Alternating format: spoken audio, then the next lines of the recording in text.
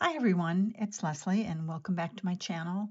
Today I'm going to be talking to you about these fabulous little rings that you make with two different sizes of beads.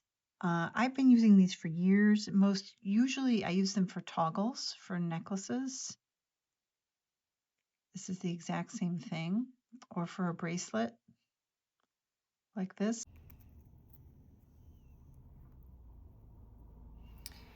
Or this is another necklace with this sort of clasp. And I've never linked them together before like this. Most recently, I used them for this necklace. I did a video of these oval links, and several people asked me about the round links that I used to connect them.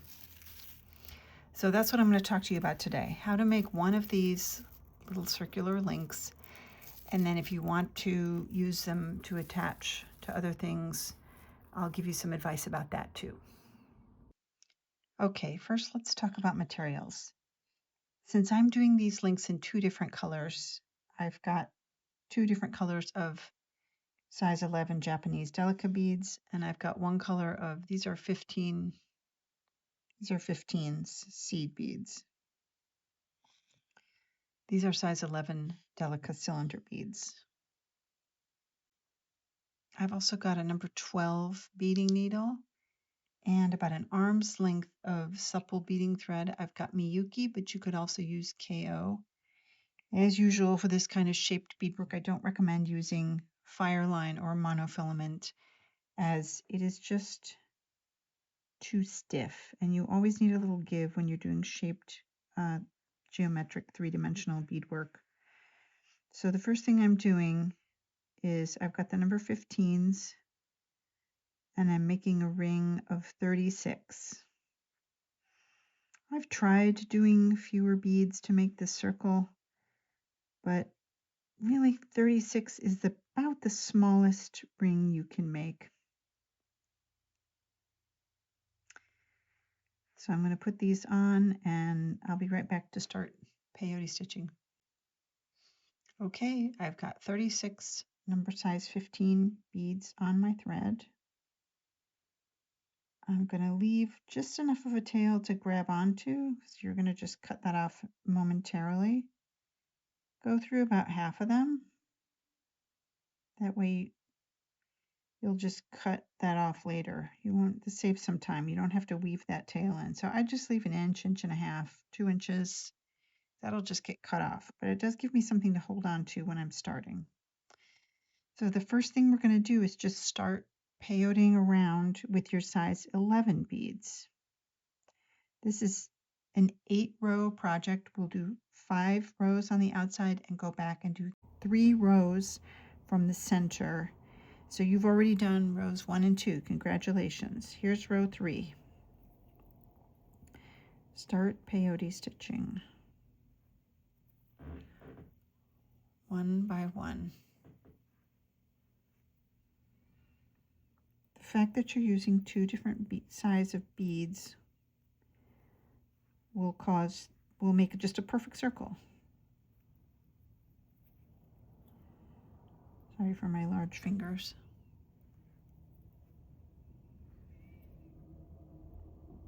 In this row, we'll be placing 18 size 11 cylinder beads.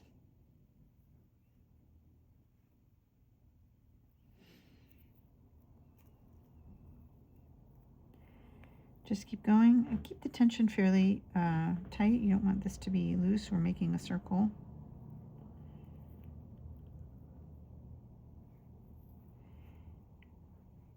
And I will meet you at the end of this row. We'll see how it's shaping up. Should be nice and round. Okay, there's the end of row 3. It might look a little wonky because you're shoving a larger bead into the space of a smaller bead. And we're going to do one more row exactly the same. This one should be a tiny bit easier. The first row is always the wonkiest. So this is row 4.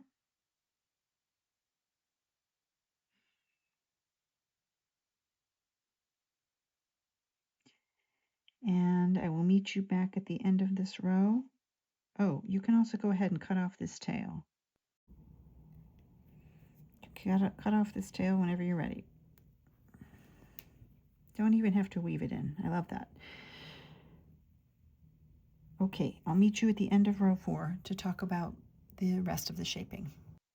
Okay, I'm about to finish row 4. We're going to step up to the outside.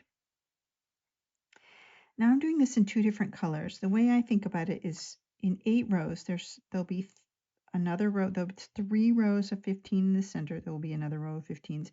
And then there's 2 rows on either side, and then there's an outside row that will be the row that gets zipped together. So we've got 4, so your 5th row is going to be the outside row that gets zipped onto. So I'm doing these in a contrasting color. We'll do one more row on the outside. This is row 5.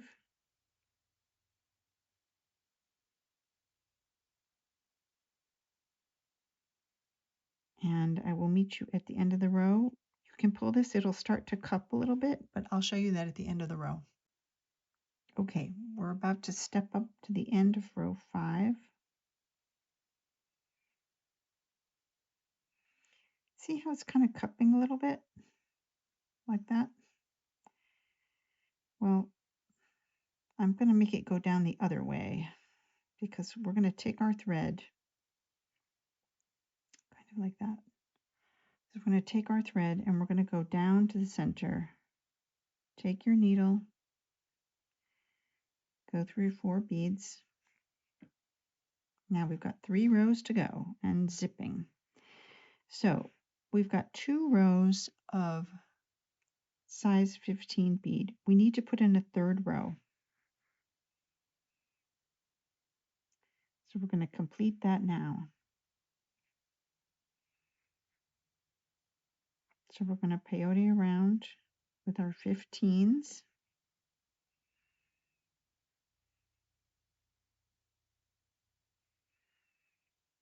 Keep going. This shouldn't be too hard because they're the same size as the ones already there in the middle. So you're not forcing anything. And I will meet you at the end of the row to see how that looks. Okay, here we are at the first row of the inside edge is done. You see those beads kind of standing up? That's great. We're going to encourage them in the next row to go out. Oh, I've got one more bead to do. To step up into the center. I like to put my fingernail here and sort of force the few beads, the next few beads into place. Okay, so now we've got 2 rows of this green color to do. I'm going to start peyoting around, and as I do so, taking my fingernail and I'm kind of pushing them out. You take the tip of your finger. See how I'm doing that? Kind of rotating it. So those are going to go that way. Keep going around, and I'll see you for the last row and the zipping up. Then we'll talk about connecting them.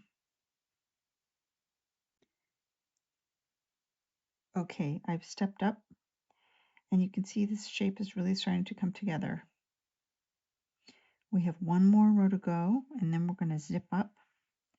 So I've got one more of this body color. Again, I'm just pushing this to the outside edge as I go.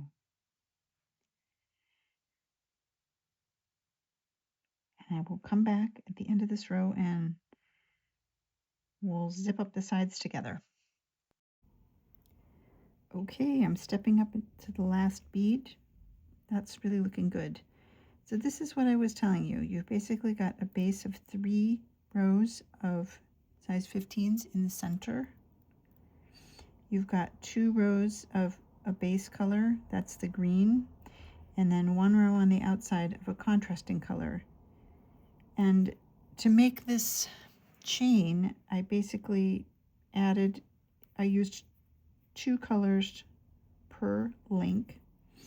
I used one color for the inside and the zip row and a different color for the 2 side rows on each side.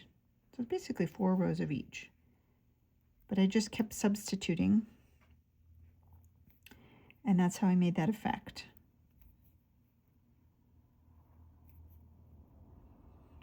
Here I am zipping up the sides. This is the most satisfying part.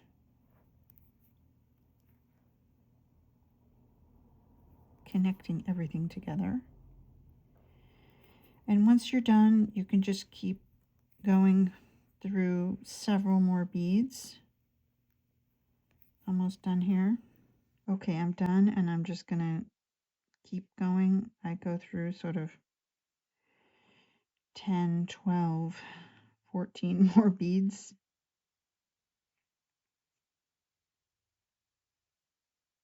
A little reinforcement is never a bad thing. You can cut it off. Okay, we've got our complete little circle. 3 rows of 15s in the center, 2 rows on each side, and 1 connector row. Okay, so let's talk about connecting these together. I want to connect this over to this chain already existing. So I have to start at the very first row. I have to go through the 2 links I want to connect, hold onto that tail, leave your beads out here, on through those 2, and you're going to start your circle here. Again, hold on to that tail. They'll go flying away if you don't. That's happened to me a lot. Take your needle back through so you've got your ring between the 2 that you want to connect. And you have to start beading from there. It's a little awkward, but you do get used to this once you do it enough times. So you have 2 different options. If you want to go 1, 1, 1, 1, 1, you can. Every link that you make, you will have to bead around the previous one. What I like to do is go forward a couple of links. I can make one by itself and then put it through 2. So I purposely made the link for you that was 2 away from the last one. So now I am going to connect these with the correct color of my sequence. I hope that was clear. I can clarify that. If you have any questions, ask me. What happens when you've got your little ring around a couple of links is that sometimes it doesn't get quite as tight. You can get a little loose because you've got these rings interfering. So you start doing peyote stitch, desperately holding onto that tail.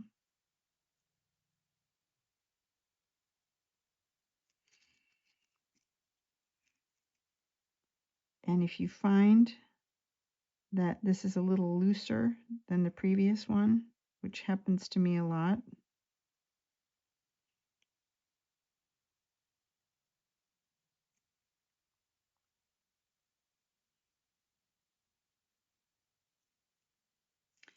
what you can do is take a pair of pliers like this, and you can give it a little tug to tighten it up. That's what I do, like somewhere in the first row, just to get everything settled and into place.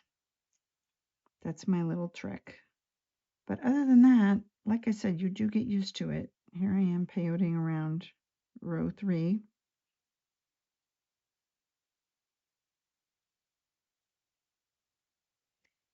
And that's how I made this necklace. I made all of the oval links, and then I thought, well, I need to connect them somehow. And then I just started creating these. So every one I made, I had to hold the 2 to the side to connect and bead this together. That's how I made this whole necklace. Anyway, send me some pictures. Show me what you make. I can't wait to see what you do with this idea, this concept. It's a bit time consuming, but I think this one will probably be a toggle bracelet. Thanks for watching, and I'll see you soon.